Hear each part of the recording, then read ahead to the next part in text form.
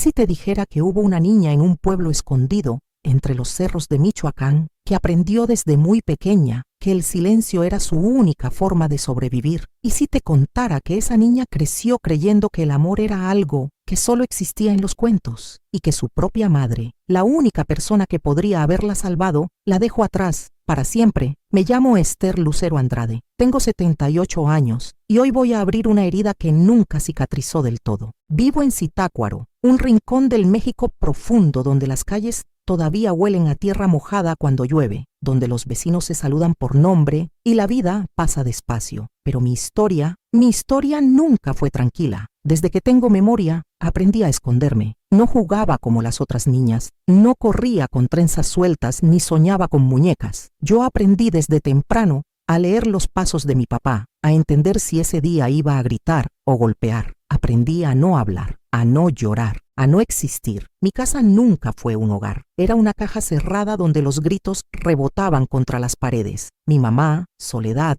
era una mujer callada, cansada, como si su alma se hubiera ido muchos años antes. Y mi papá, Raimundo, era un hombre frío, alcohólico, de esos que no saben querer, solo mandar. Cuando llegaba del trabajo y tiraba las llaves sobre la mesa, yo me paralizaba, porque sabía que ese sonido podía ser el principio de una tormenta. Recuerdo que una vez, tenía apenas 5 años, vi a mi mamá con una bolsita en la mano, tratando de salir en silencio por la puerta trasera. Yo estaba acostada, pero no dormida. La observé desde debajo de la cobija, mi corazón latiendo tan fuerte que sentía que iba a explotar. Quería decirle, llévame contigo, mamá, pero no pude. El miedo me amarró la garganta y ella se fue, pero no tardó mucho en regresar. Mi papá la alcanzó, la trajo de vuelta y esa fue la última vez que intentó huir. Desde ese día, algo dentro de ella se apagó para siempre. Yo crecí creyendo que ese era mi destino, que el amor no era para mí, que la ternura era un lujo de otras familias. Cuando caminaba por el pueblo y veía a otras madres peinando con cariño a sus hijas, sentía un hueco en el pecho, una punzada de deseo mezclada con tristeza. ¿Será que algún día mi mamá me va a mirar así?, me preguntaba. Pero la mirada de mi madre siempre estaba perdida, como si ya no estuviera aquí. Y mientras tanto, yo me hacía invisible, me convertí en una sombra. Aprendí a caminar sin hacer ruido, a esconderme bajo la mesa cuando escuchaba gritos, a sostener la respiración para que mi presencia no molestara. Soñaba con que algún día alguien me viera, que alguien dijera, esa niña necesita ayuda, pero nadie lo hizo. En la escuela, mis maestras veían mis ojos tristes, mis silencios eternos, pero nunca dijeron nada. Una vez la maestra de lectura, la señora Berta, me tomó de las manos y me preguntó en voz baja, ¿todo está bien en casa, Esther? Yo tragué saliva. Sentí que por un segundo podía decir la verdad, pero la voz no salió, y solo dije, sí, maestra. Ella suspiró, me acarició la cabeza. Si algún día necesitas hablar, aquí estoy. Pero yo nunca regresé, porque el miedo pesa más que cualquier promesa de ayuda. Crecí con la certeza de que nadie me salvaría, que si quería sobrevivir, tendría que hacerlo sola. Y así, la niña tímida que una vez fui, se convirtió en una joven que ya no lloraba, que fingía no sentir, que cuando su papá rompía los platos o le gritaba a su mamá, se escondía en su mundo interior, repitiéndose a sí misma, un día me voy de aquí, un día seré libre. Pero ese día nunca llegaba. Y mientras tanto, yo escribía. Escribía en cuadernos viejos que me regalaban en la escuela. Inventaba historias de niñas que podían volar, de mamás que rescataban a sus hijas de torres oscuras. Ese era mi refugio, la única parte de mi vida que me pertenecía. Hasta que un día, mi padre encontró uno de mis cuadernos. Lo abrió con rabia. ¿Y esto qué es? ¿Basura sentimental? Lo dijo mientras arrancaba hoja tras hoja frente a mí. Sentí como si arrancara pedazos de mi alma. No dije nada. Solo vi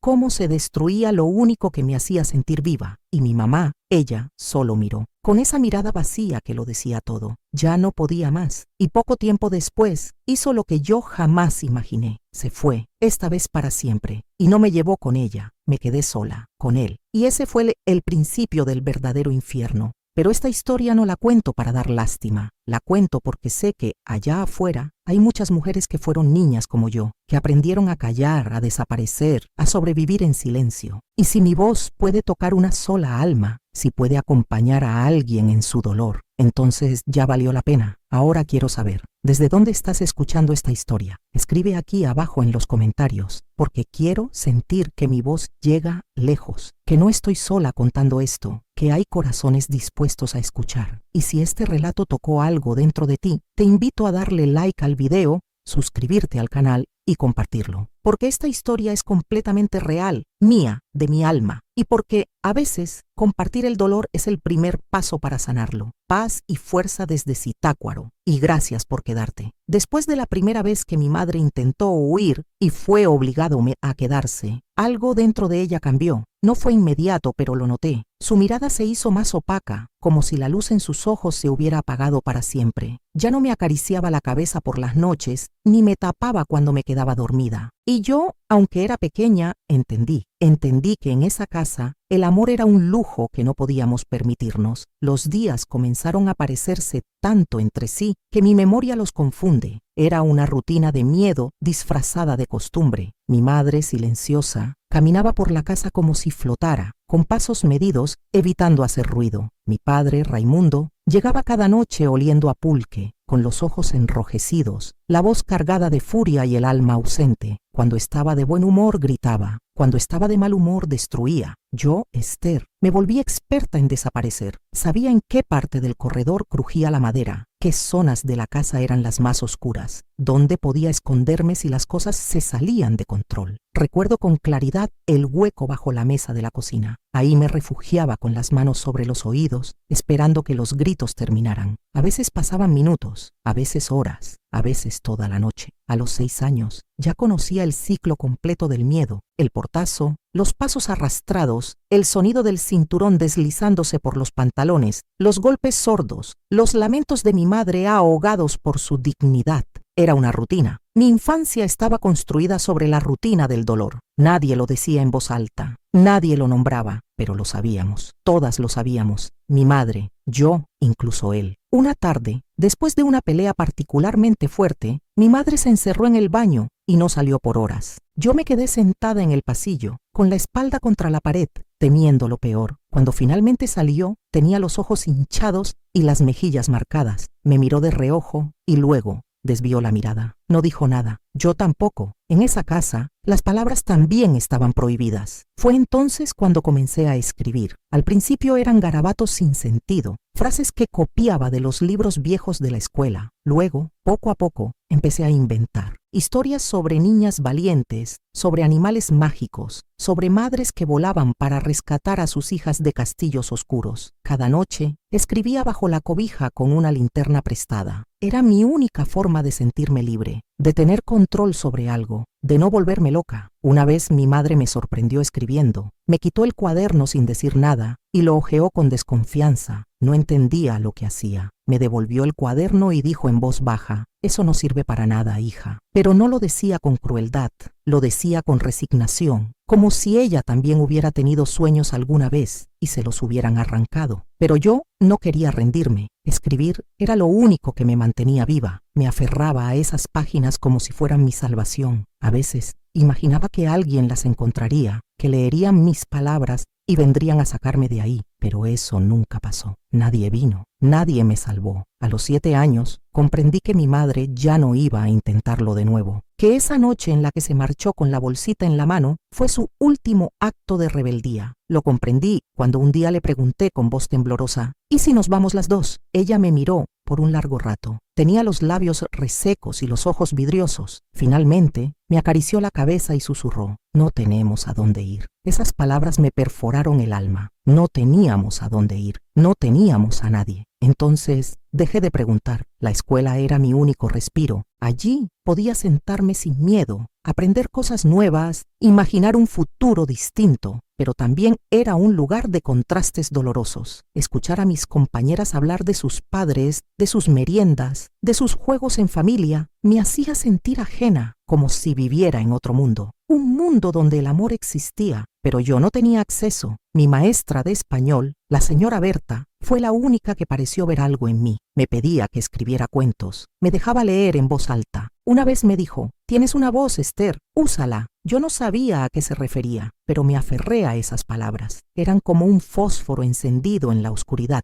A los 8 años, un vecino se acercó mientras yo dibujaba figuras en la tierra con un palito. Se llamaba don Eusebio, un hombre mayor, de barba descuidada y mirada penetrante. Se agachó a mi lado y dijo: «Tú eres fuerte, niña. Nunca lloras». No respondí. No me gustaba hablar con adultos. Él continuó: «Sé que en tu casa no es fácil». Mis manos temblaron. Nunca nadie lo había dicho en voz alta. «Hay niñas que nacen para sufrir», murmuró. «Tú eres una de esas». Sus palabras me golpearon con la fuerza de un puño invisible. Quise gritarle que no, que se equivocaba, pero no pude. Me quedé callada. Cuando se fue sentí una rabia que me consumía. Eso era lo que el mundo pensaba de mí, que estaba condenada desde el nacimiento. Esa noche escribí con más fuerza que nunca. Llené páginas y páginas de historias donde las niñas no eran víctimas, donde escapaban, luchaban, volaban. Juré que yo no iba a aceptar ese destino, que iba a encontrar la manera de romper ese ciclo. Pero romper un ciclo no es tan fácil, especialmente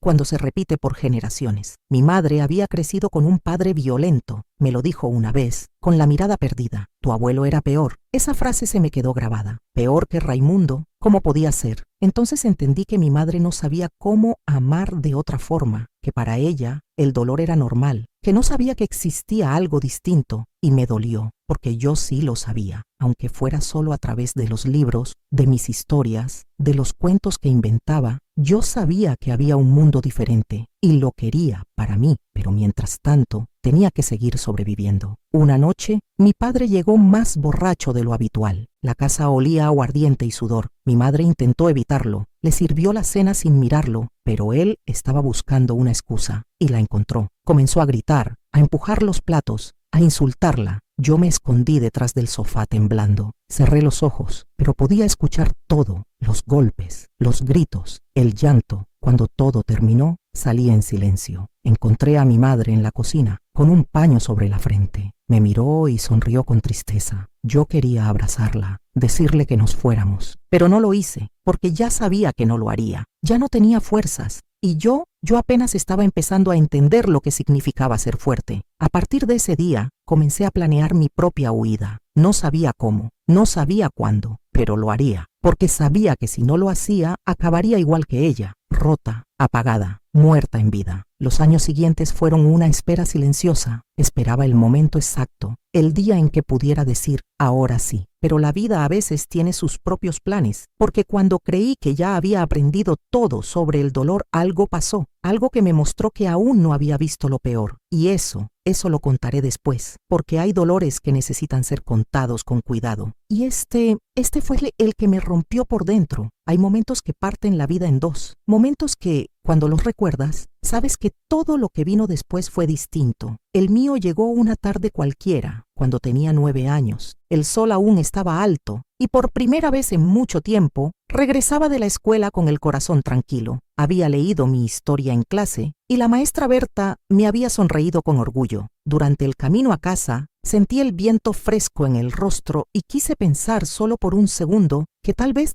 la vida podía cambiar, que tal vez todo mejoraría, pero estaba equivocada. Cuando llegué, noté que la puerta de la casa estaba entreabierta. Eso no era normal. Mi madre era cuidadosa, meticulosa, obsesiva con mantener cerradas todas las entradas. En un principio pensé que quizás se había descuidado, o que yo había llegado más temprano de lo habitual. Empujé la puerta lentamente. No quería hacer ruido, y ahí la vi. Estaba sentada en la mesa de la cocina. Frente a ella, una pequeña maleta de tela desgastada. Sus manos descansaban sobre sus piernas, pero temblaban. Su mirada estaba fija en el suelo, como si no pudiera levantar la vista. Me quedé inmóvil en el umbral. Sentí una punzada en el estómago. Supe, sin necesidad de preguntar, lo que estaba a punto de suceder. Ella levantó la mirada, me vio parada ahí, con la mochila colgando de un solo hombro, los zapatos polvorientos, los ojos grandes abiertos de par en par. Esther, dijo apenas en un susurro. Su voz era tan débil que parecía disolverse en el aire. No respondí. Esperé, con todo el cuerpo tenso. Esperé a que dijera algo más. No puedo más, murmuró. Sus labios se movían con dificultad, como si cada palabra fuera una piedra. El corazón me martillaba en el pecho. Sabía que tenía que decir algo, que no podía dejarla ir, pero no sabía cómo detenerla. Llévame contigo, pedí, casi sin voz. Fue una súplica desde el fondo de mi alma. Ella cerró los ojos, respiró hondo, y entonces supe que esa idea nunca había pasado por su cabeza. No me estaba dejando atrás por maldad, me estaba dejando porque no sabía cómo hacer otra cosa, porque en su mente rota la única forma de sobrevivir era sola, sin mí. No puedo, hija, dijo, con los ojos llenos de lágrimas. Te juro que volveré por ti. Pero supe que mentía, no porque quisiera, sino porque ya no tenía esperanza,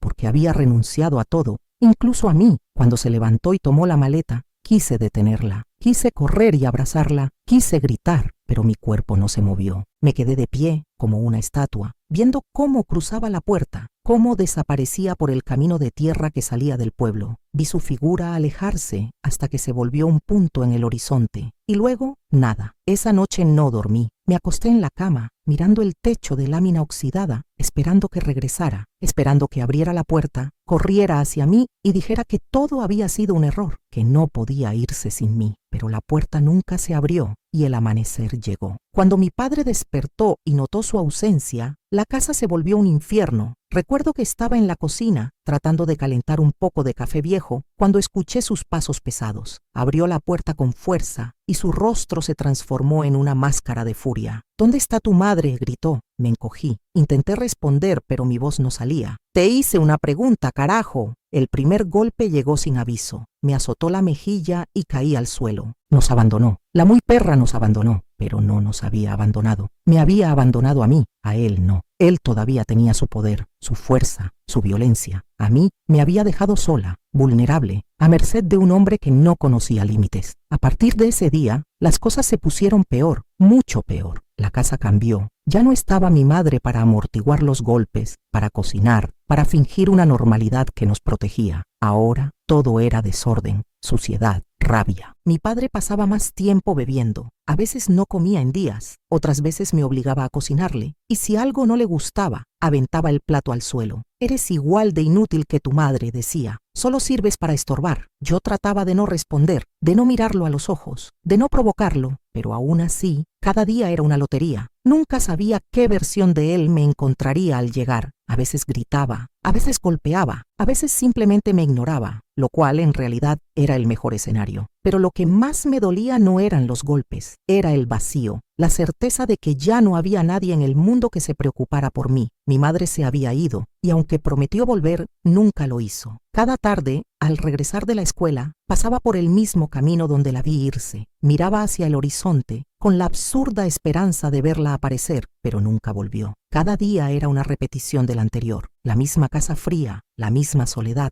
el mismo miedo. La única cosa que me mantenía en pie era escribir. Escondía mis cuadernos en lugares distintos cada semana, bajo una losa suelta del piso, dentro de una caja vieja de zapatos, entre la ropa sucia. Sabía que si él los encontraba de nuevo, los destruiría, pero no podía dejar de hacerlo. Era mi único escape. Escribía de noche a escondidas bajo la luz tenue de una vela. Mis dedos se entumecían del frío, pero seguía, porque mientras escribía, no era Esther la abandonada, era una heroína, una viajera, una maga, una niña que tenía el poder de cambiar su destino. A veces me preguntaba si mi madre pensaba en mí, si en alguna parte de su nueva vida se detenía un momento y se preguntaba qué había sido de su hija. Me imaginaba 1000 escenarios, que estaba en otro pueblo trabajando, que había conocido a alguien nuevo, que lloraba por las noches por haberme dejado. Pero también imaginaba los peores, que había muerto, que me había olvidado, que nunca pensaba en mí. Con el tiempo dejé de esperarla. No fue de un día para otro. Fue un proceso lento, doloroso, como cuando una herida deja de sangrar, pero aún duele al tocarla. Acepté que estaba sola y me endurecí. A los 10 años ya había aprendido a cocinar, a limpiar, a lavar mi ropa y a esconderme cuando era necesario. Me movía por la casa con la agilidad de una sombra. Mi padre apenas me hablaba. A veces, cuando estaba borracho, murmuraba cosas incomprensibles o se quedaba dormido en la silla con la botella aún en la mano. Yo pasaba las noches escribiendo, leyendo libros prestados de la escuela, soñando con escapar. Soñaba con un día en el que pudiera salir por la puerta y no volver nunca, irme a otro estado, cambiarme el nombre, ser otra persona, pero sabía que aún no era el momento. Tenía miedo, no tenía dinero, no tenía a dónde ir. Y, sobre todo, aún albergaba la esperanza de que mi madre regresara. Una esperanza que me consumía lentamente, que me mantenía atada, que no me dejaba volar, hasta que un día algo sucedió. Algo que me hizo entender que, si quería sobrevivir, tenía que dejar de esperar, que nadie vendría por mí, que si quería una vida diferente, tendría que construirla con mis propias manos. Y esa decisión cambió todo. Pasaron meses después de la partida de mi madre. Al principio, cada día me aferraba a la idea de que volvería, como había prometido. Me repetía sus palabras en silencio, como una oración. Te juro que volveré por ti. Me las decía cada mañana al despertar y cada noche antes de dormir. Pero con el tiempo, esas palabras empezaron a sonar huecas, comenzaron a doler, porque no había señales de ella, ni cartas, ni noticias, ni rastros. El pueblo era pequeño y las voces corrían rápido. Un día, escuché a una vecina decir que la habían visto en Zitácuaro trabajando en una fonda sola. Otra murmuró que ahora vivía con un hombre mayor. Nadie se atrevía a decírmelo directamente, pero lo sabía. Ella estaba rehaciendo su vida, sin mí, y esa idea me clavó una espina en el alma. Mi padre se volvió más impredecible con su ausencia. El alcohol lo consumía más rápido. Tenía arranques de rabia incluso cuando no había ningún motivo. Podía estar tranquilo y de repente gritarme porque no encontraba su sombrero o porque el agua no estaba lo suficientemente caliente. Comencé a dormir con la ropa puesta, lista para correr si era necesario. Tenía escondidos unos pocos pesos que había encontrado en la calle y guardado en una lata bajo el colchón. A los 10 años ya había dejado de ser una niña, no en apariencia, sino en esencia. Mi infancia se había evaporado entre gritos, portazos y soledad. En la escuela me iba bien. No destacaba demasiado, pero cumplía. Era lo que quería. No sobresalir, pasar desapercibida. Aprendí que cuanto menos me notaran, menos riesgos corría. Solo una persona parecía notar la diferencia, la maestra Berta. Ella se detenía a leer mis escritos con atención. Me miraba como si supiera que había algo dentro de mí que luchaba por no apagarse. Un día, después de clase, me pidió que la esperara. Esther, dijo, con esa voz suave que siempre usaba conmigo, ¿has pensado en escribir algo más largo, como un diario? Asentí tímidamente. Escribir te puede salvar, me dijo, y esas palabras se me quedaron grabadas. Comencé a escribir todas las noches, no solo cuentos, sino también lo que vivía, mi miedo, mi rabia, mi dolor. Era la única forma en la que podía desahogarme. No tenía a quien contarle nada. No tenía amigas, no tenía madre, no tenía refugio. Mi cuaderno era mi confidente, mi testigo. Era el único lugar donde existía sin censura, pero la realidad seguía golpeando fuerte. Una madrugada, desperté con el sonido de algo rompiéndose en la sala. Salí en silencio de mi cuarto y lo vi. Mi padre estaba destrozando los pocos objetos que quedaban de mi madre. Fotos, tazas, ropa vieja. Todo lo arrojaba al suelo o al fuego de la estufa. Gritaba su nombre una y otra vez, como si pudiera hacerla regresar con la furia. Me quedé en la sombra del pasillo, observando. No lloré, no grité, no intenté detenerlo. Solo lo vi destruir lo poco que quedaba de ella. Y en ese momento lo supe. Supe que mi madre no era mi salvación, que no regresaría, que si quería tener una vida distinta, tendría que ganármela sola, que nadie me iba a tender la mano. Fue ese día cuando empecé a planear en serio mi huida. No sabía cómo, no sabía a dónde, pero sabía que no podía quedarme ahí, que si seguía, terminaría como mi madre, rota, apagada, convertida en una sombra de mí misma. Y yo no quería eso. Yo quería vivir, no solo sobrevivir. Quería sentir el viento en el rostro sin miedo. Quería caminar sin mirar hacia atrás. Empecé a ahorrar en serio. Juntaba monedas que encontraba, vendía dibujos en la escuela, recogía botellas para cambiar por unos centavos. Cada peso lo guardaba en una cajita que escondía entre los ladrillos sueltos del patio. No era mucho, pero era algo.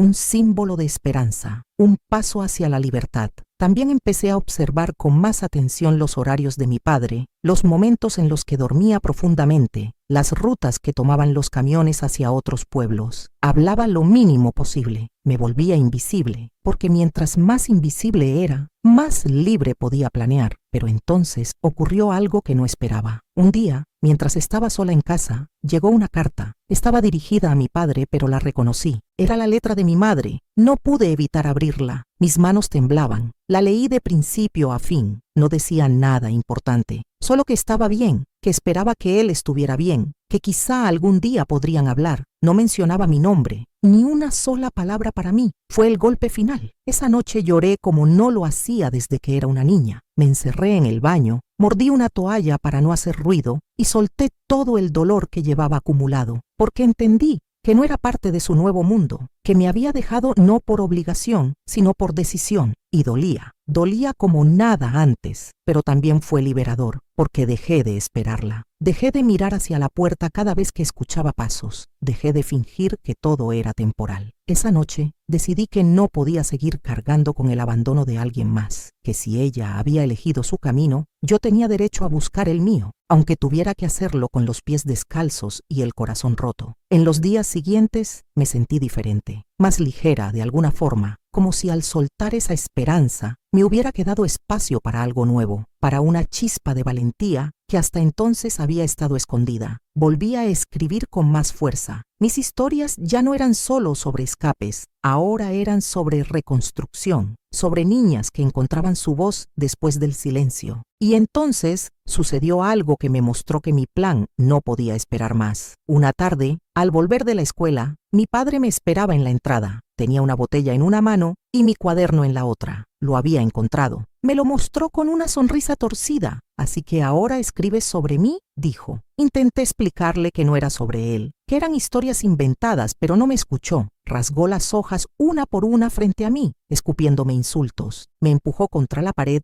y me gritó que era una malagradecida, que debía estar agradecida de que me diera techo y comida. Esa noche, cuando me encerré en mi cuarto, supe que el tiempo se había acabado, que si no me iba pronto, no saldría viva. Así que tomé la cajita con mis ahorros, preparé una bolsa con lo poco que tenía y comencé a esperar la oportunidad. Ya no era una niña asustada, era una adolescente decidida a romper su destino. Aquel cuaderno roto fue la última advertencia. Ya no tenía espacio para más errores, ni margen para seguir posponiendo lo inevitable. Me había prometido a mí misma que no terminaría como mi madre, que no dejaría que me borraran poco a poco hasta convertirme en un fantasma. Y cuando vi mis palabras, mis historias, mis sueños hechos trizas en el suelo, supe que esa promesa ya no podía esperar. Tenía que irme, pero irse no era tan simple como decirlo. Tenía 11 años y una maleta con 2 mudas de ropa, una botella de agua, un cuaderno nuevo y 42 pesos guardados en monedas. Eso era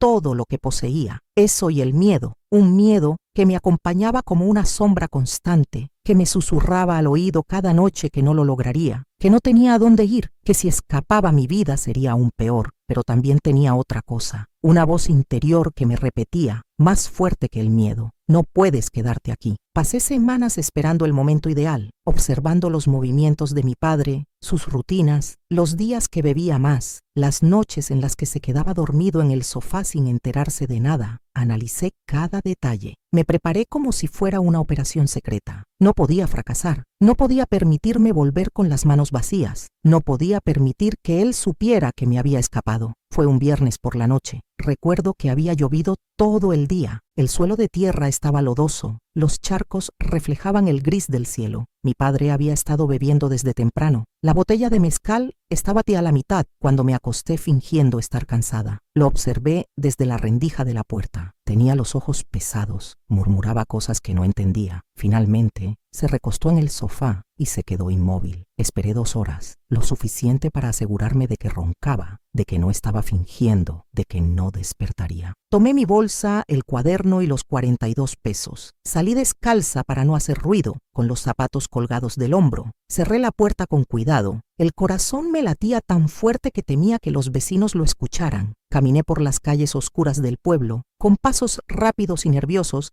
sin mirar atrás. No había luna, solo el sonido de mis pies sobre la tierra mojada y los ladridos lejanos de los perros. Mi plan era sencillo: llegar a la terminal vieja de Zitácuaro antes del amanecer y tomar el primer camión que saliera. No me importaba el destino, solo necesitaba salir, desaparecer, respirar otro aire, existir en otro lugar. Pero el destino, como siempre, tenía otros planes. A medio camino, un farol parpadeante iluminó una silueta que no esperaba ver. Era don Eusebio, el mismo vecino que años atrás me había dicho que algunas niñas nacían para sufrir. Estaba sentado en su banco de siempre, afuera de su casa, fumando. Me vio, se incorporó. ¿Y tú a dónde vas tan temprano, Esther? Me congelé. No sabía qué responder. Pensé en correr, pero mis piernas no se movieron. No es seguro andar sola por aquí a estas horas, dijo, dando unos pasos hacia mí. Sus ojos brillaban con una intensidad que me heló la sangre. ¿Te escapaste? No respondí. Apreté la bolsa contra mi pecho. Ven, pasa a mi casa. Estás toda mojada. Podemos hablar. Su voz tenía una dulzura forzada que me asustaba más que cualquier grito. Retrocedí. Estoy bien, don Eusebio. Mi voz temblaba. Voy con una tía. Él sonrió. No tienes tías aquí, niña. Todos lo saben. Dio otro paso. Y entonces corrí. Corrí como nunca me había corrido en mi vida. Mis pies resbalaban en el lodo. La bolsa golpeaba contra mi espalda. El corazón quería salírseme del pecho. No miré atrás. No me detuve hasta que llegué a la entrada del pueblo. Ahí me escondí detrás de una barda, jadeando, temblando, sudando a pesar del frío. Me quedé ahí hasta que amaneció. Cuando el cielo comenzó a aclarar, caminé hasta la carretera principal y me senté a esperar. Un camión viejo y oxidado se detuvo. El conductor me miró desde su ventanilla. ¿A dónde vas, chamaca? A donde usted vaya, respondí. Me miró en silencio por unos segundos. Luego abrió la puerta. Súbete. No preguntó más, no dijo nada, solo condujo. El camión iba a Marabatío. Yo no conocía el lugar, pero no me importaba. Cada kilómetro que avanzábamos era un paso lejos de mi padre, de esa casa, de ese infierno. Miré por la ventana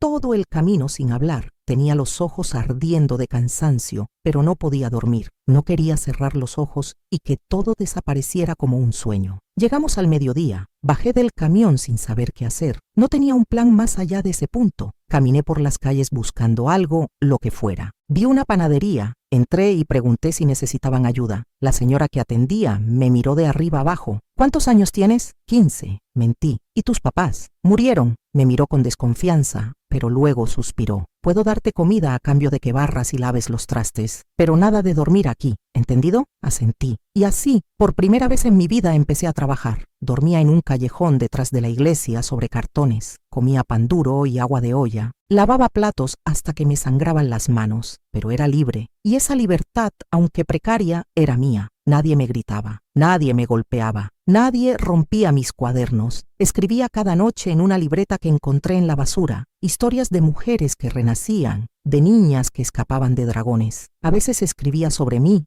con otros nombres, en otros cuerpos. Me reconstruía en esas páginas. Me recordaba que estaba viva. Pasaron semanas, luego meses. Cambié de trabajo varias veces. Dormí en patios, en parques, en la casa de una señora anciana que me dejaba quedarme a cambio de leerle en voz alta. Aprendí a valerme por mí misma. Aprendí que el mundo era difícil, pero no imposible. Que la vida dolía, pero también ofrecía respiros. Que incluso en la oscuridad podía haber una chispa de belleza. Pero no todo fue fácil. Hubo noches en las que me pregunté si había hecho lo correcto, en las que extrañé a mi madre con una fuerza inexplicable, en las que odié a mi padre por todo lo que me había robado, en las que deseé desaparecer. Pero cada vez que sentía que iba a rendirme, leía lo que había escrito y me encontraba ahí, en cada palabra, en cada frase, en cada historia. Era mi forma de seguir. No volví a ese pueblo, nunca. No supe más de mi padre. No quise saber. Lo que pasó después, eso lo contaré más adelante. Pero quiero que sepas algo. Si alguna vez has sentido que no puedes más, si alguna vez pensaste que el dolor era tu única herencia, quiero que escuches mi historia y sepas que sí se puede, que una niña rota también puede volverse fuerte y que a veces huir no es rendirse, es salvarse. Marabatío me recibió con sus calles empedradas y su aire seco de pueblo grande que intenta parecer ciudad. Yo tenía 11 años y medio, pero decía tener 15. Mis hombros eran angostos, mis manos demasiado delgadas, mis ojos demasiado alertas para alguien que supuestamente venía de una familia cualquiera. Nadie lo decía, pero todos lo intuían.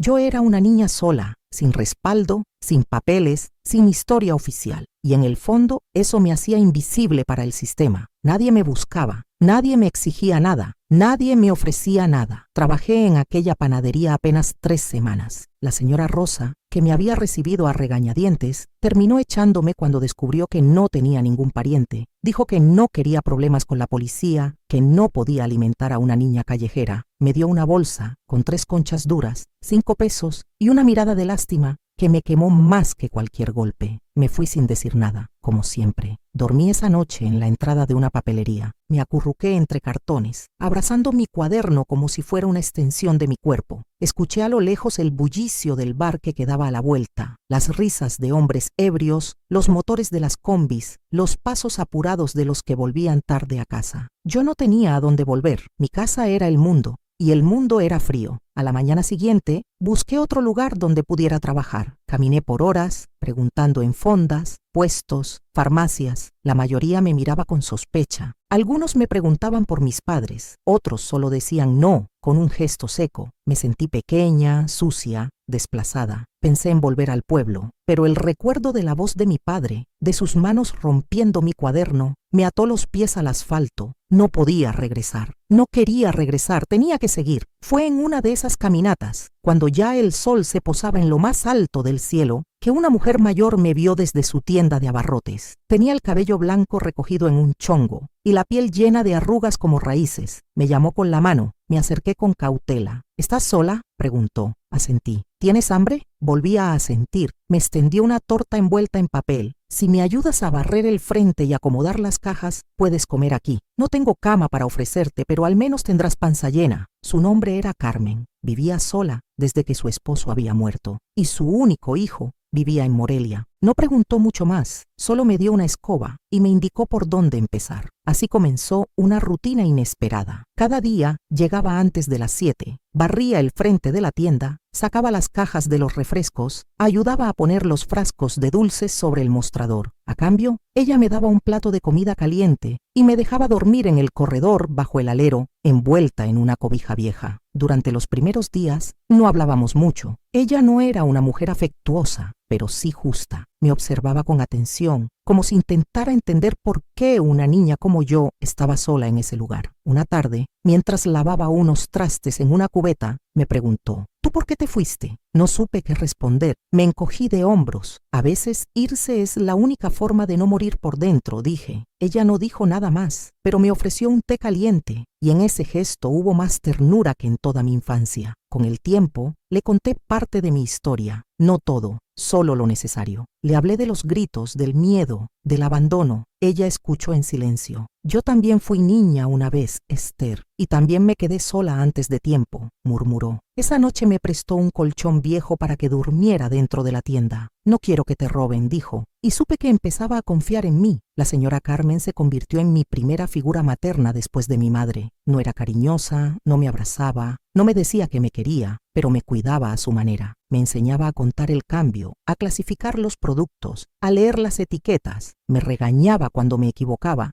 y me corregía con firmeza, pero también me dejaba leer sus revistas viejas y me traía libros usados del mercado. Una tarde me trajo un libro de cuentos latinoamericanos. Estaba sucio, con las hojas amarillentas, pero para mí fue como recibir un tesoro. Leí cada página con devoción. Descubrí que existían mujeres que escribían, que contaban historias como las mías, que hablaban del dolor, del abandono, de la rabia. Por primera vez me sentí menos sola, menos rota, menos extraña. Volví a escribir con más fuerza. Mis historias cambiaron. Ya no eran solo sobre huir, ahora eran sobre resistir, sobre encontrar el sentido en medio del caos, sobre reconstruirse. A veces me sentaba en la banqueta frente a la tienda, con el cuaderno sobre las piernas, y escribía mientras el sol caía sobre los techos de lámina. La señora Carmen me miraba desde dentro y no decía nada. Solo me traía una limonada y seguía en lo suyo, pero la estabilidad, aunque fuera mínima, no duraría mucho. Un día, mientras acomodábamos las cajas de leche, un hombre con uniforme de policía entró en la tienda. Saludó a Carmen y luego me miró. ¿Ella trabaja contigo? Carmen asintió.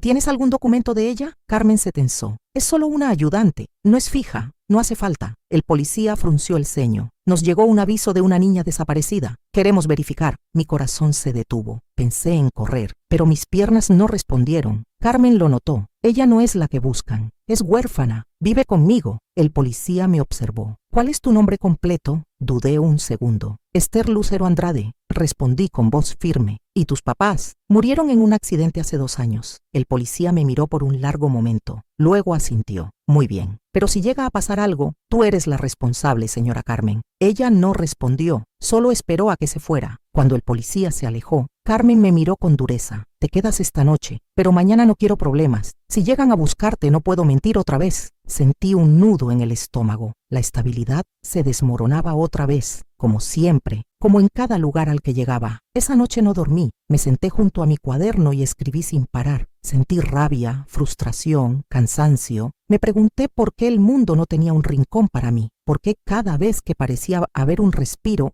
algo lo destruía. Escribí hasta que se acabó la tinta y entonces lloré en silencio, como siempre. A la mañana siguiente me despedí de Carmen. Le agradecí todo. Ella me entregó una bolsa con pan, una bufanda y una linterna pequeña. Ve a Morelia, me dijo. Ahí hay más gente, más oportunidades. Cuídate, no confíes en cualquiera y no dejes de escribir. Asentí. No la abracé, no me abrazó. Pero cuando salí de la tienda, sentí que algo dentro de mí se había aflojado, que el hielo que me cubría desde la infancia empezaba a derretirse. Tomé una combi hasta la central de autobuses y abordé un camión hacia Morelia. No sabía qué me esperaba. No conocía a nadie allí, pero llevaba mi cuaderno, una pluma nueva y un deseo profundo de encontrar un lugar donde por fin pudiera pertenecer. Y aunque no lo sabía entonces, en esa ciudad encontraría algo más que refugio. Encontraría por primera vez una razón para quedarme. Llegué a Morelia con una bolsa de pan, una bufanda prestada y un cuaderno lleno de palabras que nadie había leído jamás. El camión entró a la terminal cuando el cielo empezaba a encenderse de naranja. Era la primera vez que veía una ciudad tan grande. Las casas no eran de adobe, sino de ladrillo firme. Las calles llenas de ruido, de vendedores, de gente que caminaba apurada. Me sentí diminuta, sola, expuesta. Durante los primeros días, dormí en la banca de una plaza frente a la catedral. Me mantenía con el dinero que me había quedado de las ventas que ayudé a hacer con doña Carmen. No era mucho, pero bastaba para un tamal al día y una botella de agua. Me sentaba en las escaleras, observaba a los transeúntes, anotaba en mi cuaderno rostros, gestos, fragmentos de conversaciones. Era mi manera de seguir viva. En las noches, el frío era insoportable. Me envolvía con la bufanda como podía, me acostaba sobre el cuaderno para que no me lo robaran y trataba de dormir entre los gritos lejanos, las sirenas, los murmullos de la ciudad.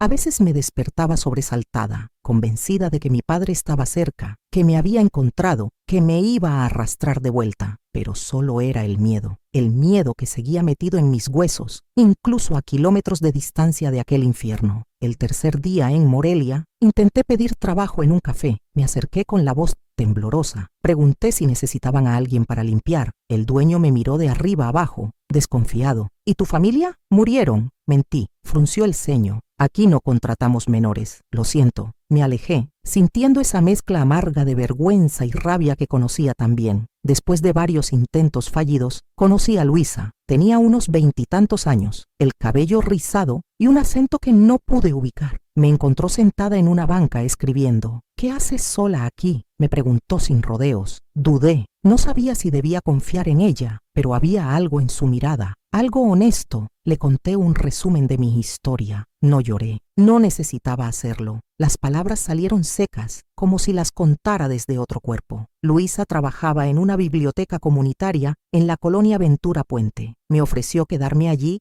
a cambio de ayudar con la limpieza y ordenar libros. No puedes dormir dentro, aclaró, pero te dejo una colchoneta en el pasillo. Y hay baños limpios. No lo dudé. Acepté de inmediato. La biblioteca fue mi salvación, no solo por el techo y el piso firme, sino porque ahí descubrí que existían otras niñas como yo, no iguales, pero heridas. Llegaban adolescentes con historias torcidas, con rabia en los ojos, con silencios densos. Algunas habían huido de sus casas, otras vivían con tías, abuelas, padrastros, y todas, sin excepción, cargaban algo en los hombros que nadie más quería ver. Luisa organizaba talleres de escritura. Me invitó a uno, pero al principio solo escuchaba. Me costaba compartir mis textos. Sentía que si hablaba en voz alta, si dejaba que alguien leyera mis palabras, me arrancarían otra vez lo poco que era mío. Me sentaba al fondo, tomaba notas, observaba, hasta que un día me preguntó, ¿quieres leer algo? Me temblaron las manos. Dije que no, pero al día siguiente llevé un cuento. No lo leí yo, se lo pasé a ella. Cuando lo terminó me miró y dijo, «Hay verdad aquí». Esa frase fue como un abrazo silencioso. Poco a poco, empecé a escribir para otros. Historias de niñas sin nombre, de mujeres que cargaban culpas que no eran suyas, de madres que huían, de hijas que esperaban. No decía que era mi historia, pero en cada línea estaba yo. Luisa me ayudó a conseguir una credencial falsa. Con eso pude inscribirme en una secundaria abierta. Iba por las tardes,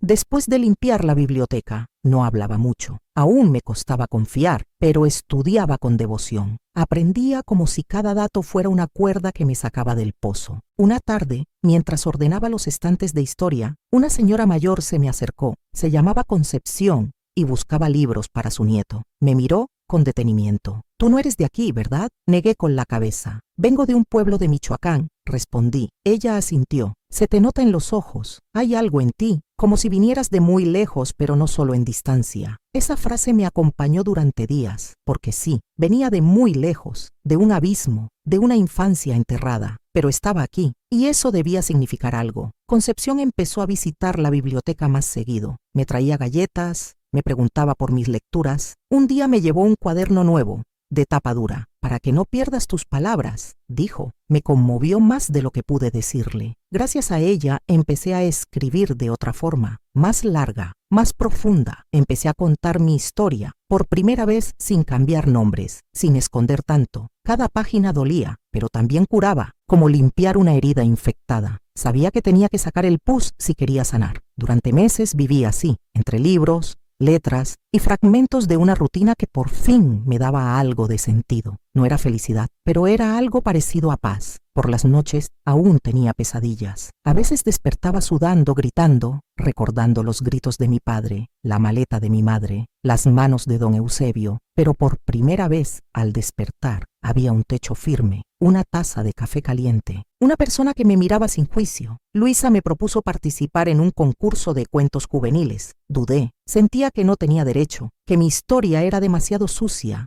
demasiado triste. «Precisamente por eso debes hacerlo», me dijo. «Hay niñas como tú que no tienen voz, y tú sí la tienes». Escribí durante una semana. Cada noche me quedaba en la biblioteca hasta que el sueño me vencía. Entregué el cuento temblando. No esperaba ganar, pero gané. Mi nombre apareció en una lista pegada en la puerta del recinto cultural. Esther Lucero Andrade. Primer lugar, tema: Infancias que resisten. Lloré al ver mi nombre ahí, no porque fuera un premio, sino porque era la prueba de que existía, de que mi voz tenía eco, de que, aunque el mundo hubiera intentado callarme, seguía hablando. Después del concurso, me ofrecieron una beca para estudiar escritura creativa en una casa cultural. Acepté, con miedo, con dudas, pero con esa chispa que había estado enterrada desde niña, la chispa de creer que tal vez sí merecía algo bueno. Pero como siempre, cuando todo parecía ir mejorando, el pasado volvió a buscarme. Un día cualquiera, mientras atendía la biblioteca, una mujer llegó preguntando por mí. Dijo que era mi tía, que venía del pueblo, que mi padre estaba buscándome. Sentí que el suelo se abría bajo mis pies, y todo otra vez estuvo a punto de derrumbarse. Aquella mañana parecía como cualquier otra. El sol entraba por los vitrales altos de la biblioteca. Las estanterías olían a papel viejo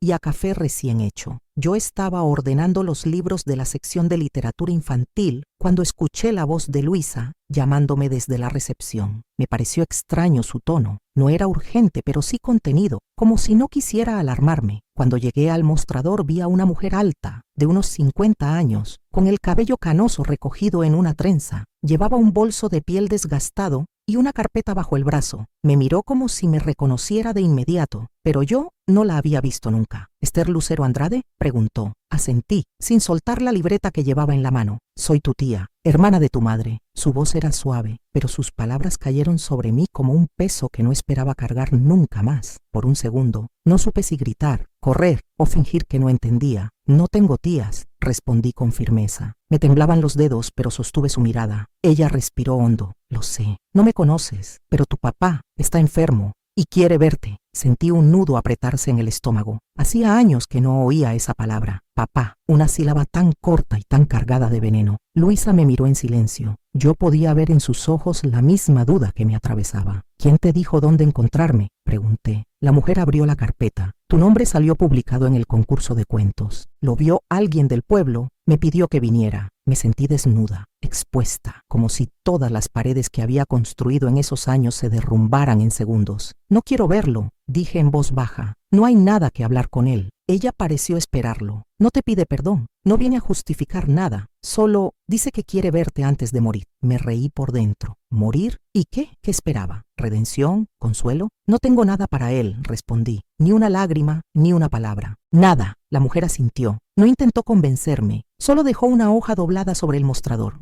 Esto es para ti, es una carta. Me quedé paralizada. No la quiero, no tienes que leerla, solo llévala, haz lo que quieras con ella. Luisa tomó la carta y me la entregó horas después, cuando la mujer ya se había ido. No tienes que leerla si no quieres, dijo, pero yo la guardé en el fondo de mi mochila, como si llevarla ahí me recordara que todo eso había pasado de verdad, que no era una historia inventada, que era mi vida, mi dolor, mi herida abierta. Pasaron semanas, volví a mi rutina con normalidad aparente, clases, limpieza, talleres, lecturas, pero por dentro algo se había roto. La carta pesaba como si fuera de plomo. No la sacaba, no la tocaba, pero la sentía cada vez que abría la mochila. Una noche, después de leer en voz alta en una reunión de mujeres sobrevivientes, me sentí más vacía que nunca. Había leído un texto fuerte sobre una niña que veía partir a su madre y quedarse con un hombre violento. Cuando terminé, una mujer mayor me abrazó. Tu historia me recordó a la mía, dijo, y sentí que me ahogaba. Esa noche, sola en mi colchoneta, saqué la carta. Las manos me temblaban. Me senté contra la pared.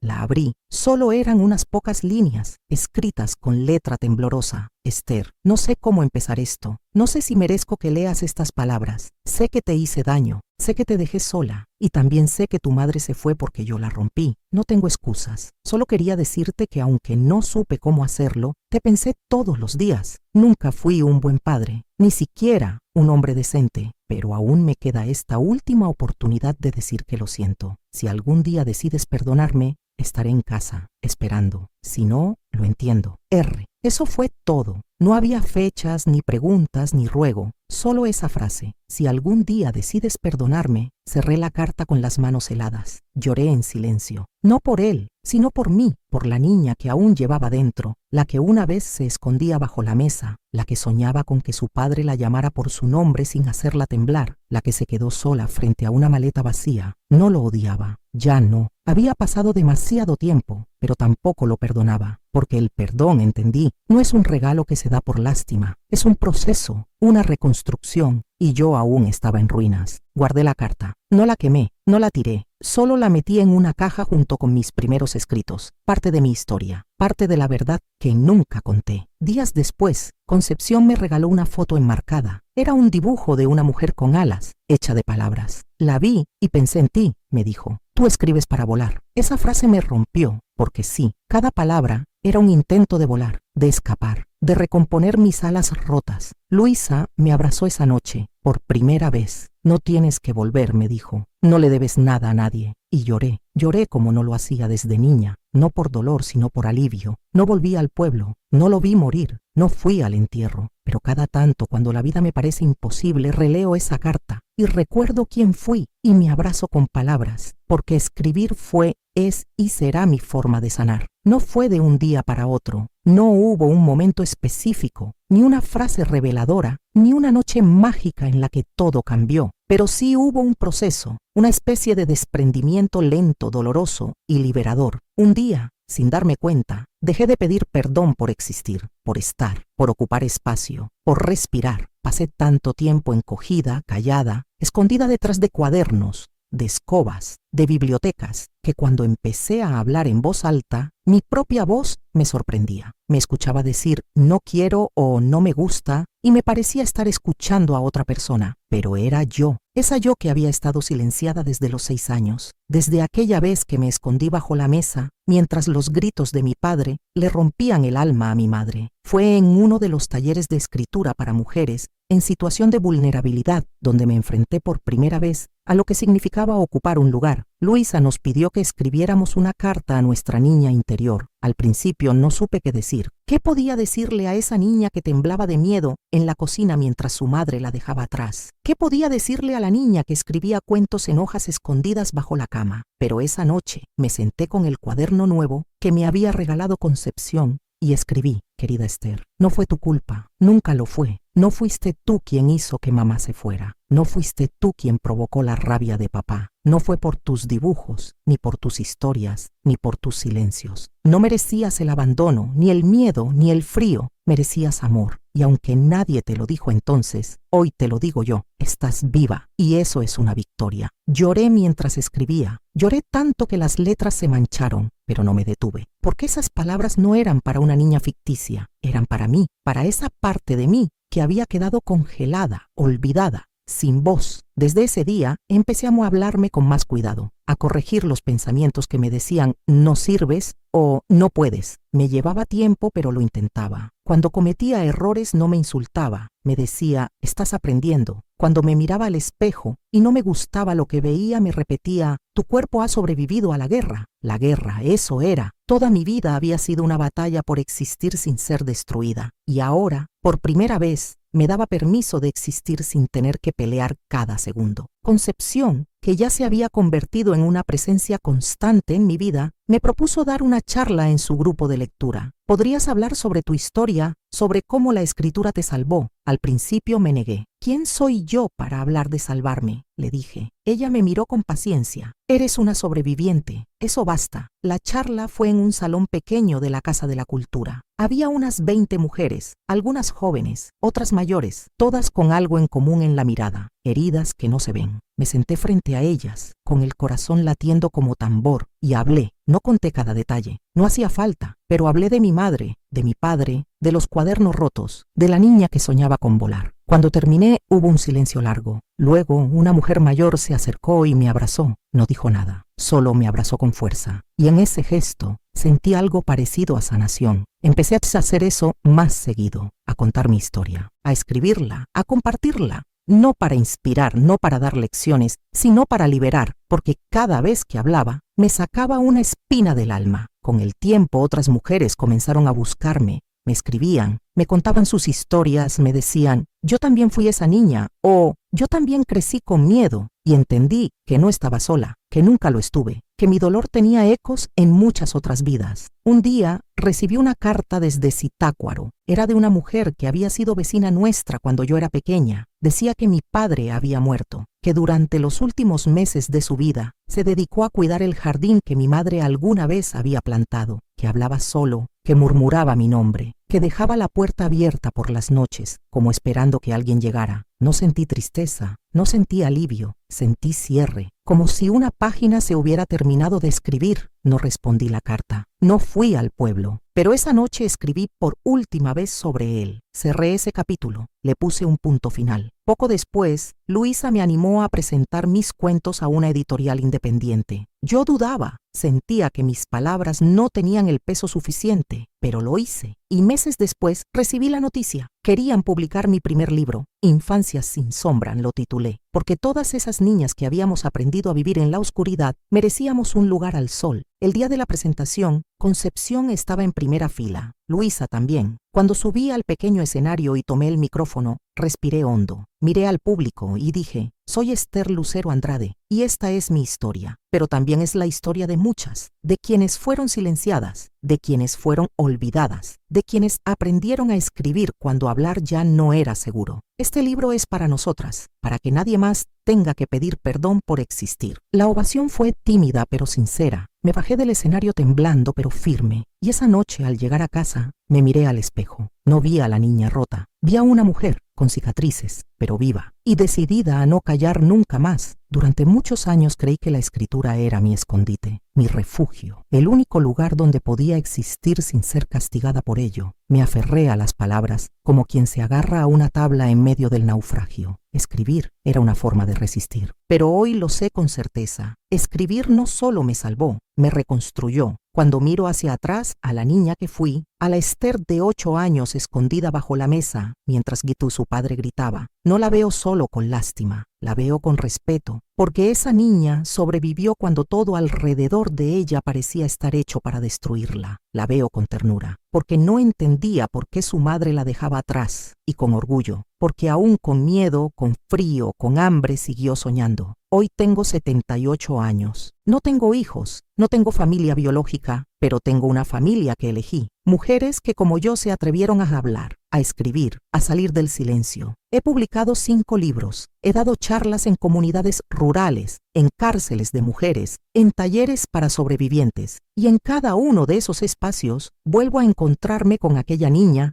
que creía que estaba sola. Una de las cosas más duras que aprendí es que el silencio no siempre es ausencia. A veces es una estrategia, una defensa, una forma de seguir con vida cuando hablar duele demasiado. Pero llega un momento en que callar ya no te protege, te consume, te desaparece. Y por eso decidí contar mi historia. Decidí hacerlo con nombre propio, sin cambiar los escenarios, sin disfrazar los gestos, porque contar es también un acto de justicia, porque cada niña que se sintió culpable por no ser amada merece saber que no fue su culpa, que nunca lo fue. Por muchos años, la culpa fue una segunda piel para mí. Me sentía culpable por lo que viví, por no haber huido antes, por haberme quedado callada, por haber sobrevivido, como si sobrevivir en un mundo que te rompe fuera un pecado. Pero he aprendido a pelar esa piel, a dejarla atrás, a quedarme solo con lo necesario, la verdad y la voluntad de seguir viva. No busqué redención, ni finales felices. Lo que encontré fue algo más valioso, paz. Una paz que no viene de olvidar, sino de comprender, de nombrar, de poner en palabras lo que durante años no pude ni pensar. Escribir fue mi forma de decir estoy aquí, de marcar territorio, de dejar constancia. Hoy escribo para no desaparecer jamás. No escribo desde la rabia, aunque la tuve. No escribo desde la tristeza, aunque me acompañó. Escribo desde la conciencia de que cada línea